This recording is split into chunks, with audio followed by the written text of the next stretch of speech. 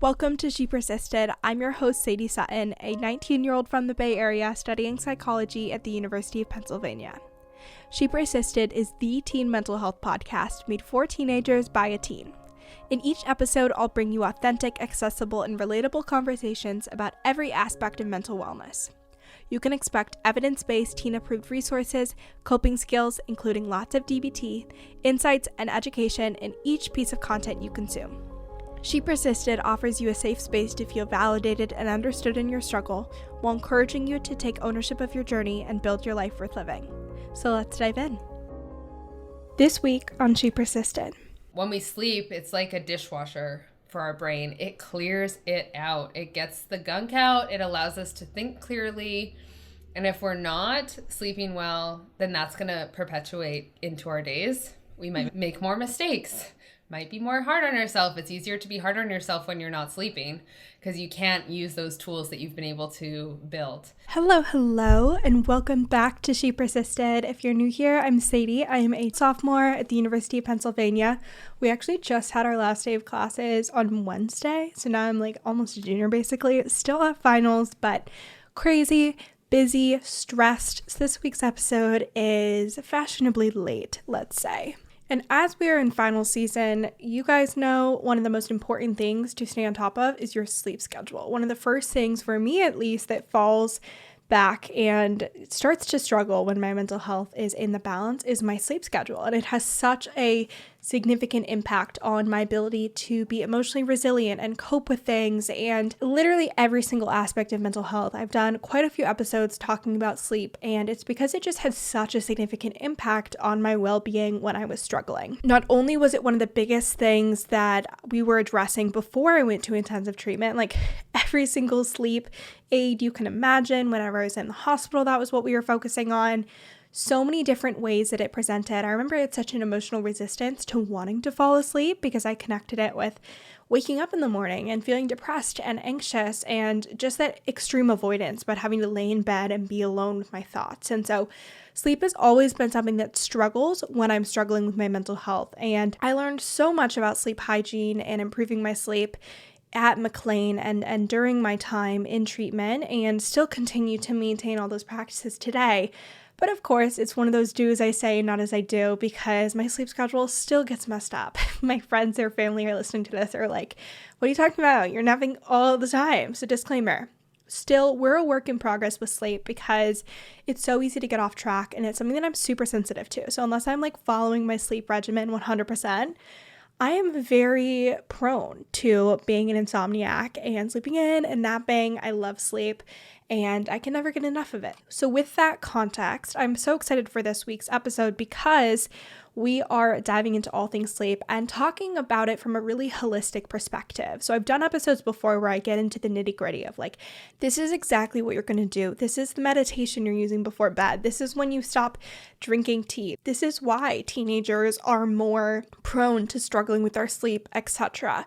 And so this episode, we're talking about it from a more holistic perspective, which I loved, and it really was helpful for me as I'm always in the process of getting my sleep on track. So Nicole brought up some really great things about how you're structuring your day and having things to look forward to, and understanding how different lifestyle choices impact your sleep, and really looking at things from the bigger picture and not just necessarily the micro of like, what exact time are you going to sleep? What exact time are you waking up? But really coming at it from a lifestyle perspective, which is how you are experiencing sleep. So this is so important, so relevant. I love this conversation. Our guest is Nicole Shallow.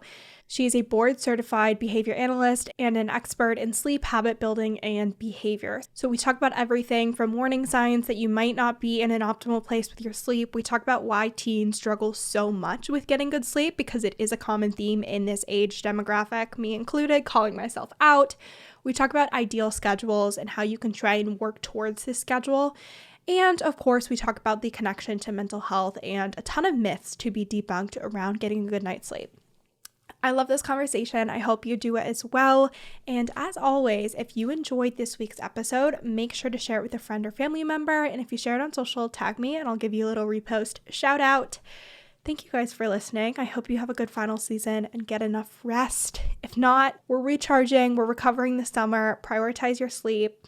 I hope you have a great rest of your week. Well, thank you so much for joining me today on She Persisted, Nicole. I'm so excited to have you on the show and talk about probably the biggest determinant of my mental health initially and today, which is sleep. So thank you so much for being here. Oh, thanks for having me. I'm excited to chat. So I'd love to start with your background and how you started specializing in sleep. It's something that is relevant to everyone's health and wellness, physically, mentally, and it's also challenging to find a provider that specializes in sleep. And it's really difficult to know where to start, what to address. It's great when it comes naturally, and then when it doesn't, and you're like, I don't even know what to do. So talk to me about how you started specializing in sleep.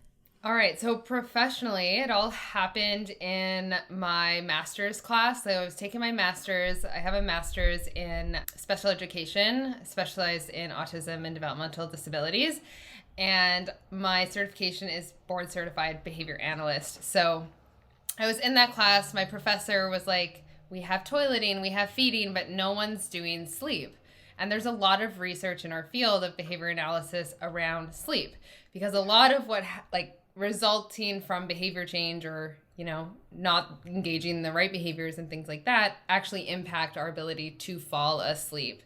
And framing sleep in a way as a behavior. So learning to fall asleep is something we're supposed to learn when we're little. I don't think I ever learned that because my parents didn't know how to teach me properly without adding a bunch of extra things into the mix. So that intrigued me, and I love a challenge. So I dove right into it. I did my master's presentation on that, and I did mentorship around it, and just continue to educate myself around sleep and how it works. I think I've got a lot of tools in my tool belt, and I just love to share that with everyone else. I love it and completely relate. I think that that's one of the reasons why I'm hone in on sleep so much on the podcast, is that for me as well, that has been such a big determinant of so many factors. It's absolutely foundational. And if you struggle with your sleep, it becomes very apparent how important it is to get good at mastering those skills, because they don't come naturally to everyone, and there are ways that you can improve your sleep. So I'd love to start with, even before we get into the impact of sleep on mental health, kind of depicting what bad sleep is, because there are so many different ways that you can struggle with sleep. Maybe it's falling asleep. I would avoid sleeping at times.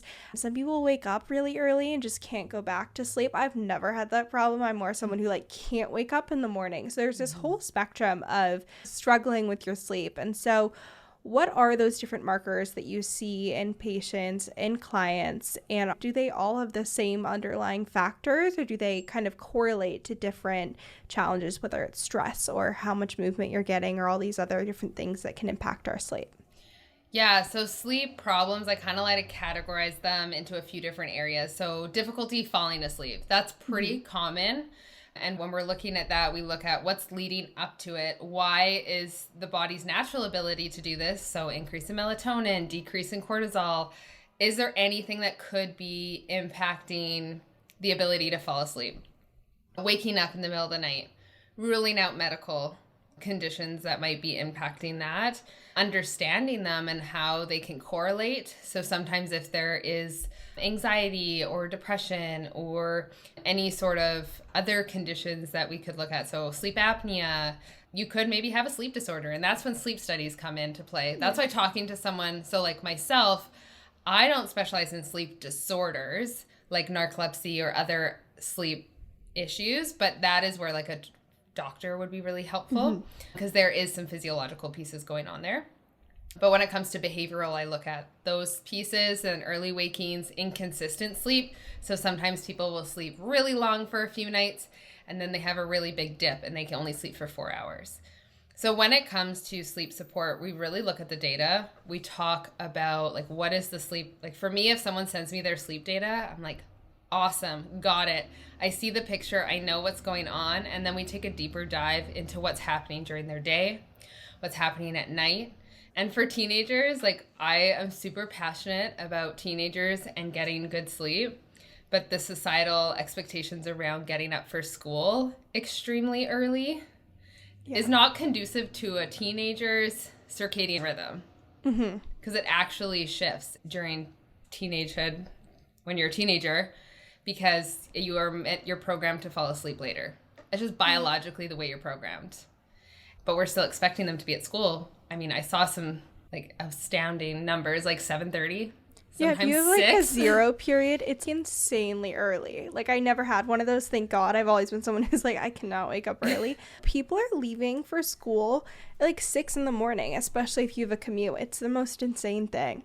And when we're cutting off when you look at a typical sleep architecture, the cycles of sleep that we go through, teenagers are meant to have 9 to 11 hours of sleep. It's a lot of sleep. Yeah. But if you ask a teenager to go to bed at 9, 10, like, they're not going to be able to. Not because they don't want to, but it's going to be extremely hard because you're working against that circadian rhythm. But when you cut that sleep, you're actually missing a lot of your REM sleep because a large portion of our REM sleep's at the end of the night.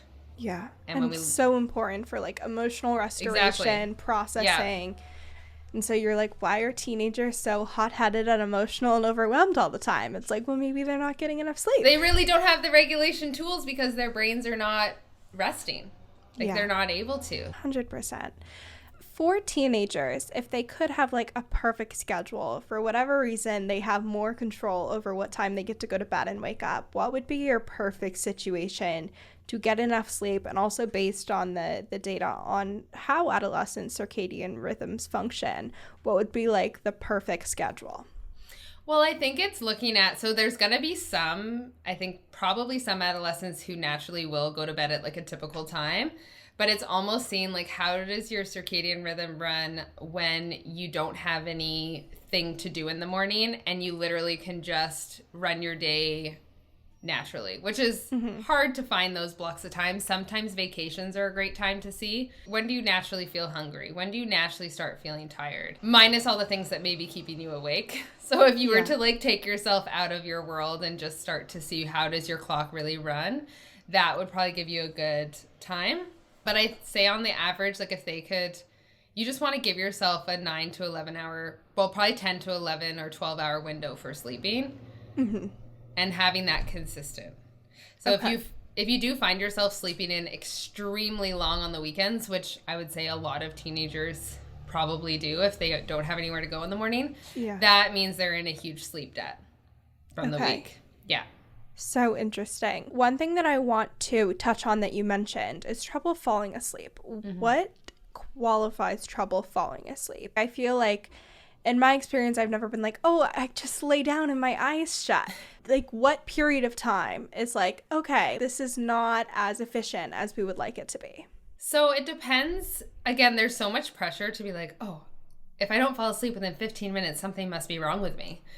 I wish that would be like a perfect, like, what? People work, like, their brains work like that? Yeah. But I think, like, from my personal experience and working with people, giving yourself like a 30 to 40 minute window, because melatonin is what is going to take over and it's going to help you get to sleep. And so it actually needs 2 hours to build. So if you think about, okay, I need to be in bed by 10, well, at 8 o'clock, it should be starting to rise. And there's a lot of things that we can do to cause that rise to be disrupted. So watching a lot of blue light, being exposed to a lot of light. Sometimes physical exercise too late might delay your sleep onset, so your body will need more time to unwind. If there's a stressful event that happens a couple hours before bed, that's going to delay your sleep. So trouble falling asleep, when you define it, I think you'll know it because you'll be stressed out about it. Yeah. Okay, so looping back to the link between mental health and sleep before we dive into problem solving these issues we mentioned and really giving a lot of tips people can implement. But why is it so important to get sleep? Like, what is that link between specifically mental health and sleep? Obviously, you know, the physical effects, like you can't stay awake, you have your brain fog, like it's miserable when you haven't slept well. But I think a lot of the times we almost minimize or We're like, it's fine. Like, mental health wise, it's not a big deal. It'll be okay. So shedding some light on the impact on our mental health when we aren't sleeping well, especially over an extended period of time, like you were talking about, if your school schedule isn't conducive to getting enough sleep. Mm-hmm. What happens to our mental health, especially for teens, when we aren't sleeping enough? Well, I think our ability, like what happens when you're not sleeping enough, is your emotional regulation, your ability to manage stressful events, your ability to problem solve and critically think and just be more aware starts to be inhibited, especially for individuals with autism or ADHD or anxiety. And so there's a lot of things I don't necessarily know specifically around like the physiological pieces, but from what I've read is that when we're not sleeping, we're more susceptible to all of these things, which then can make it harder. Yeah. So dealing with stressful events, we might experience more anxiety. Our ability to kind of bring ourselves back into the present moment, it's not there. When we sleep, it's like a dishwasher for our brain. It clears it out. It gets the gunk out. It allows us to think clearly. And if we're not sleeping well, then that's going to perpetuate into our days. We might make more mistakes, might be more hard on ourselves. It's easier to be hard on yourself when you're not sleeping because you can't use those tools that you've been able to build. And then it goes the opposite. So if you struggle with anxiety or if you have ADHD, you're actually more susceptible just to cortisol spikes in general. And cortisol has a huge impact on our sleep quality, so ability to fall asleep and the quality that we're getting while we're sleeping. So just getting support around that piece too. It's hard to know what came first. Yeah. And you just can get caught in a spiral. So that's why it's really helpful to reach out to someone who can help you understand what might be going on and it's not your fault. 100%. Yeah. So giving listeners the tools to navigate challenges with sleep, starting even before your bedtime routine, your daily routine, and then we'll go through like nighttime routine during the night and then waking up. But are there things that you can and should be doing within your daily routine that are conducive to good sleep, whether it's getting a certain amount of movement, being outside, leaving your room, not spending time in your bed? Like, what are the things that are helpful during the day to just set yourself up for success, especially if you know you're vulnerable to not sleeping well? So starting in like your daily routine, what are your recommendations? Yeah, so I always love to start off with some bigger picture things, which is really figuring out how to build in things that are important to you into your day. Because sometimes with teenagers, you can get so tasked with like all the homework, the work that you have to do, the responsibility starts to become more, and there's not a lot of room for fun. So building in fun and connection, like IRL, like in real life, connection with people to just set yourself up just generally, because that will really support mental health and just stress in general, just by having more fun and connecting with people. But in general, sleep hygiene kind of suggestions or basic sleep things is to really get outside in the morning, if you can, to get daylight right away. Pretty quickly after you wake up, it's a great way to just anchor your circadian rhythm, and that's something that's pretty easy to do. It can be while you're doing a chore if you have that, or if you need to take the dog out for a walk, do that. I am so grateful for my dog because that is what we do now, and I don't have a choice to go out. Okay, this is like going in my pros column because I like kind of talked myself out of getting a dog. I'm like, I'm a college student, this is the worst idea. But then I'm like, okay, but it's good for my sleep. So maybe I should do this. Exactly. When you mentioned getting light first thing in the morning, does it count to have your window open and look outside? Or is it actually different if you are going outside and like actually being out, fresh air, all the things? Being outside in it, because it comes through your eyes, it absorbs through your skin. It's something that, like, if you can get outside in the fresh air and move your body right away, it's a great way to just wake yourself up. Even if you're tired, you will feel better afterwards. 100%. And so also avoiding the caffeine right away in the morning, give yourself that distance between if you're going to have caffeine or not. And also understanding the use of caffeine and how that can impact sleep. It's not going to, I don't say cut caffeine. It's just understand how your body processes it and how much time you need, because that can be a real important factor when you're looking at quality of sleep. Today's episode is brought to you by Teen Counseling. I am sharing teen counseling with you because I have gone to therapy many a times to work on my sleep. I swear every time I go into therapy for the first time in a while, or even just on a routine basis, I'm like, what are we going to do about my sleep? Because it's something that is consistently struggling, and it's the first thing I need to get back on track to thrive. So if you are struggling with implementing these behaviors, holding yourself accountable, and you are noticing that that lack of sleep is impacting your mental health, therapy could be an amazing resource. I speak from experience. If you haven't heard of Teen Counseling, it is BetterHelp's online branch of therapy, specifically for teens. They have over 14,000 licensed therapists within their network, and they offer support on everything from depression to anxiety, relationships to trauma, to sleep and habits, all of these things. And what's great is that they offer talk, text, and video counseling. So depending on what level of support you're looking for, they meet you where you are at. There have totally been times where I am using more phone coaching or I'm getting text support versus being in an intensive therapy session. So I love that they offer these different levels of support. So if you want to check out teen counseling, you can go to teencounseling.com/shepersisted. Again, teencounseling.com/shepersisted to find a therapist that meets your needs today. What's your optimal length between waking up and drinking caffeine? And then also recommendations, like especially for teens, you're so sensitive, you have no tolerance. So what are your 2 recommendations there? I mean, if you don't have to have it, don't have it. But I have tea in the morning. Tea is very different. It's not as much as coffee. I had to quit coffee 4 years ago. Like 5 years ago, I think now. I was just so anxious on it. I that happened to me right before I went to residential. And actually in treatment, I couldn't do coffee. It took a long time. And then after I dealt with anxiety and I learned the coping skills, then I could reintroduce it. And now in college, I crave the taste. Like I love a vanilla latte. It's not universal caffeine. Like the idea of an energy drink, I'm like, no, thank you. That sounds like the worst thing ever. But coffee I remember when I was a teenager, oh my gosh, we would go to the store and get energy drinks and drink it in the middle of the night. I was like, crazy. What were we thinking? Crazy. So there's a lot of things. Being a teenager, there's a lot of exploration across a lot of different things. Substance use, alcohol. Again, I wish someone told me. Like, I don't know if it would have changed my behavior or not, but alcohol. Then at least you're making an educated decision. So you know, exactly. You're in choice. You're like, I know I am making this call. So alcohol actually cuts your REM sleep. It really decreases it. It decreases the deep sleep you're getting. It will help you fall asleep because it's a sedative, but it's going to drastically impact your sleep. Plus, of course, long-term use. We all know that's not ideal. Yeah. Substance use as well. So cannabis, any other drugs, like that's significantly going to impact your sleep. And of course, mental health in general, just with the chemical changes that go on.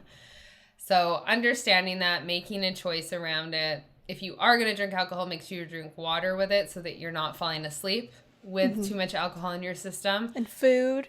Yeah. It's funny because you actually want to have an empty stomach when you fall asleep. Yeah. Yeah. Which is, but then also when you're drinking, at least if you're drinking, you have food and water and allow your body to just process through it. Binge drinking is not ideal, but again, I lived through my teens and things happen. Yeah, especially we forget that you're still a teen when you're going to college. And so especially people that are listening, you still are not in adult brain development stage. No. And so it's making sure you know the skills, you know what you can do to make informed decisions and not overcorrect, but do things to help your body recover and still get the best sleep you can, even when maybe there are other vulnerability factors. Yeah, and I think that's just such a huge... I wish that I could have been more aware of how much sleep was impacted by a lot of the choices that I made, because I struggled in my early 20s, and I know my sister struggled when she was in high school. She definitely thought there was something going on, and it's just... I think when we look back at it, I swam and our practices were at 5:45 in the water in the morning. And I was like... You were the OG cold plunging influencer. Yeah, exactly. Then we had to go to school and then I had to work after, and it was just, or we had some practice again. And it was just, I was like, okay, that would make sense. Cumulatively over time, that adds up. So yeah, it's just being aware, and sometimes through awareness, that's where we can make different choices. Okay, so going back to other things people can do during the day, what are your recommendations with regard to movement and exercise? Movement, do what fills you up. Like figure out what kind of exercise, what kind of movement you really like, and do that. Sometimes strength training can be really helpful for managing stress. Like I know for me, it's both regulating because I'm lifting heavy. And so I work with a lot of autistic children and we work with OTs and they talk about regulation and heavy lifting. And I was like, oh yeah, that's me. I feel so much better if I've lifted something versus just doing cardio. So mixing it up and whatever brings you joy. Again, that's the key piece, not because you have to, but because you want to. And sometimes if you don't want to, talk yourself into it and still do it anyway. Just show up. The hardest part is showing up. Yeah. And then it can be any time of day, really. For me, when I was younger, I'm now 32. So just so everyone's listening, they're like, okay, what is she talking about? But when I was like younger, 20s, early 20s, I could get up and work out really early in the morning. My cortisol would get up high. I would have a lot of energy. It'd be no problem. Now I'm very much like later in the morning. I like to have a slow morning, and then I find that I have more energy to work out. And that just is what works for my body and my rhythm. And it's really kind of becoming in tune with that of what works best for you. Going into the night routine, which is huge, especially if you can kind of get into that cycle of rinsing and repeating and really, like you were talking about, solidifying those behaviors. What are your recommendations with night routine? We talked about starting to wind down at 8 p.m. What are some things people can do to, again, increase the likelihood of falling asleep more easily, staying asleep, whether it's, we talked about appetite, we talked about movement, whether it's like reading versus watching a TV show, meditation, supplements, all these different things that are thrown out there. What are your favorite tips that you recommend to patients and clients? So it's really finding a routine, again, that works for you. So there's never a one size fits all. When I talk with clients, I ask them, what do you enjoy? Like, what are activities that are really calming for you that also you enjoy doing that wouldn't be hard to introduce to your routine? Like if someone has a hard time reading, I'm not going to say that'll read make a them book. More stressed. Yeah. Exactly. Absolutely. But like, what if they love listening to music? Then maybe we find music. When it comes to the evening routine, you look at when you naturally fall asleep / want to go to sleep, and you plan kind of 2 hours before that. So you look at it from, okay, 2 hours before, my melatonin needs about 2 hours to kind of start rising, and then it has like a steep incline near the end. So things like dimming the lights. So just changing your lighting. Turn the overhead lights on, keep the like side lights and just low light in general. Candlelight is your best bet. But if you're in a dorm room, please don't light your dorm room on fire. I am not making this up. Literally this morning / last night, someone lit their bed on fire in one of the dorms at Penn. Like on purpose? I don't know. There was smoke coming out. The fire department was there. And then they put like a burned, singed mattress in the middle of the quad. I'll show you a picture because like this is just the most insane thing I've ever seen. So here we have them looking at the smoke. Oh no. And then here is the mattress. Oh, maybe someone wanted a new mattress. They wanted a new mattress, or they were like, they listened to this podcast in advance. They were like, I heard use candles. Just don't put them so on funny. Near flammable material. Yeah, 100%. But really what you want to do is just dim the lights, create an environment that's really chill. And then like your last meal is around 2 hours before you fall asleep. Okay. So that way your stomach is somewhat empty when you fall asleep. It's just important to be empty so that when you're sleeping, your gut has time to heal. Because we know a lot of issues also rise from gut issues, right? Like it's all interconnected.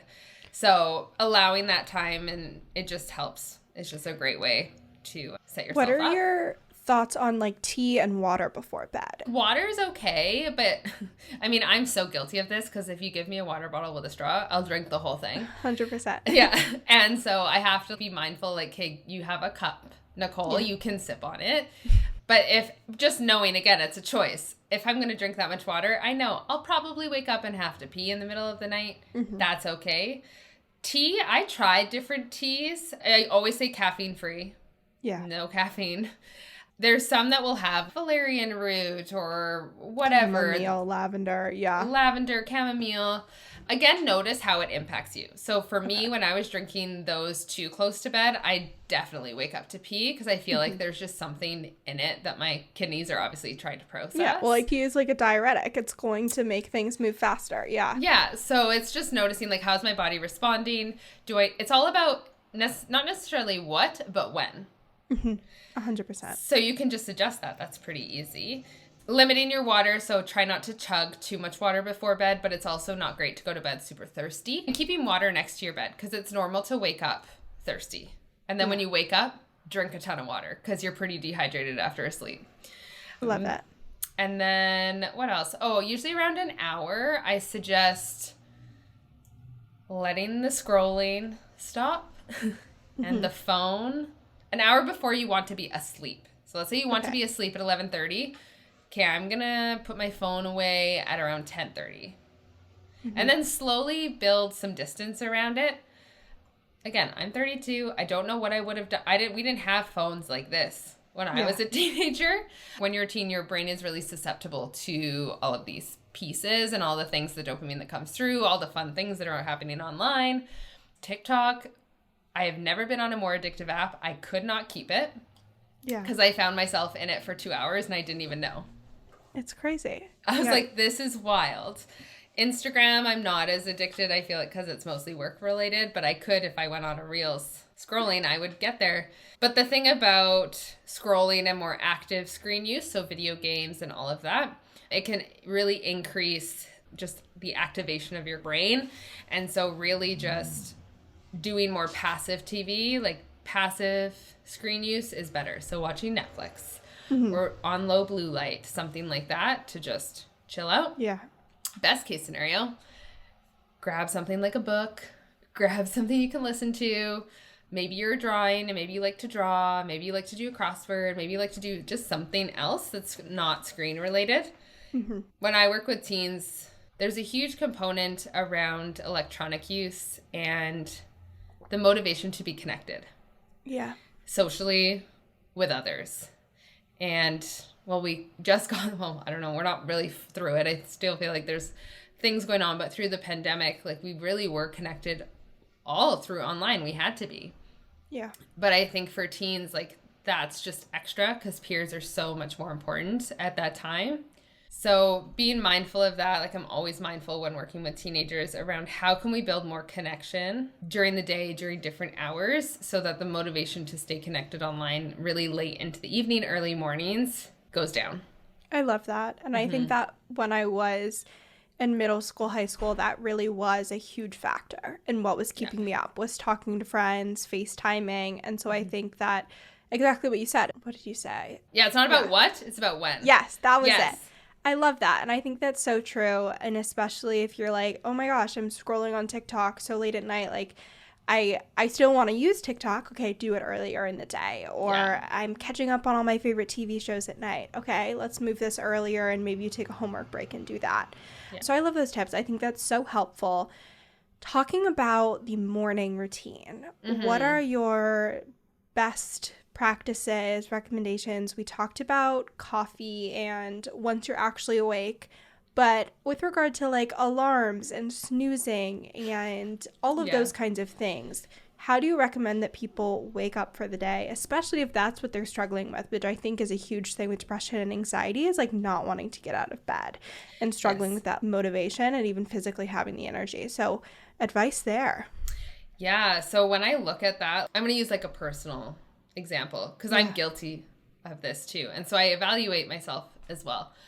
For waking up in the morning, snoozing can be a couple things. So like, what is it about today that I'm not excited about? What about today is causing me a little bit, like I'm not ready to jump out of bed and get my day started. Like if you ask me to get up at 4 a.m. to go on a vacation, I'm up and I am a morning person. Or if sometimes on the weekends, I will get up early on the weekends because I just love having days where I have no responsibilities. And so it's looking at that. Sometimes for teenagers, I look at that. If we've tried everything else, or adults, it's looking at it from a different lens. So like I talked about at the beginning, connection, fun, purpose in our days that really lift us up. However, we're all guilty of a snooze button, and it starts, like, I am too, and so that's why I try to teach myself, like, I get myself sometimes a new clock, and I just don't teach myself how to snooze it. I love that. Because sometimes if I learn how to snooze, I'm, like, I will hit it, it's just an automatic, it's a conditioned response. Yeah. So some suggestions that I've used on my own is I have the light clock, so it's the sunlight one. I don't know if you have one. I don't, but I've seen it all over TikTok. It's on my Amazon. I'm like, do I need this? I just got the cheapo one, like the $45 Canadian one, not the 250 Philips one. I'm sure it's great. Yeah. But I just got the cheapo one, and it does seem to, like, the light will help bring you out of the deep, deep sleep. Okay. Which is the sleep that's really hard to wake up from. Like, you're so groggy. You actually probably don't even hear your alarm sometimes. So the light is helpful. I usually set it for 20, 30 minutes. It goes from red to, like, bright. And at least now I'm a bit more consciously snoozing. So what I've accidentally conditioned myself, and this is where, like, the behavior analysis portion, nerding out, comes in, is that I hear the sound, I click the snooze, and I go back to sleep. So now I've, like, reinforced that entire behavior pattern. So I need to just change the sound. Yeah. And reteach myself, don't snooze it. Yeah. Sometimes I have to pep talk the night before as well. Don't snooze. I love that. I'm going to do that. I'm a big snoozer, so I'm going to change my ringtone. Yeah. Because it's a very conditioned response. I'm reconditioning like 7 times a day. I'm like, snooze, snooze, yeah, snooze. Yeah. I know, so when it gets like, that bad, my husband, he's just like, I don't understand. Like, why? And my dog also, he's like, what are we doing? You're supposed to get up. Like, no, thank you. Yeah. Pass on that one. Yeah, exactly. Oh my goodness. Okay. Are there any sleep myths that you feel are important to debunk that you hear from clients or you see floating around online that you're like, this is so inaccurate, and if this was corrected, people would have such a better understanding of their sleep? Oh my gosh, sleep myths. I think the hours of sleep, everyone's so focused on the hours, but it's really about the quality that you're getting. So you could get 10 hours of sleep, but that could be over 14 hours. Yeah. And you've had breaks, and so it's just not the same. I think also the people who say they can survive on 4 hours of sleep, no. I'll tell you that right now. I don't even think there's a percentage who could. It's really 5 hours plus around that. Are there any myths that you've heard that are coming top of mind for you? I mean, there's that whole strange schedule where you do like the micro bursts of sleep throughout the day. There's so many different ones. Like caffeine won't impact your sleep at all. Yeah, no, that's not true. I've heard of some people talk about like biphasic sleep. So like we're supposed to, have shorter sleeps at night and naps during the day. I mean, there's some interesting research from like, I think it's Italy and Spain, like they do siestas, right? So they always close down in the afternoon for a nap, and then they work later into the evening and eat later and eat differently. And they are one of the most healthiest. Like some of them are quite healthy. And there's, I think, a city in, we're trying to remember, Italy. They live really long because they are prioritizing sleep. They prioritize their days around their sleep. I love that. I should move there. That feels like a good fit for me. I know. I feel like, and there is, naps. Naps. Yeah. I think some people say naps aren't great, but naps for teenagers, naps for students, it's a great hack for studying. Yeah.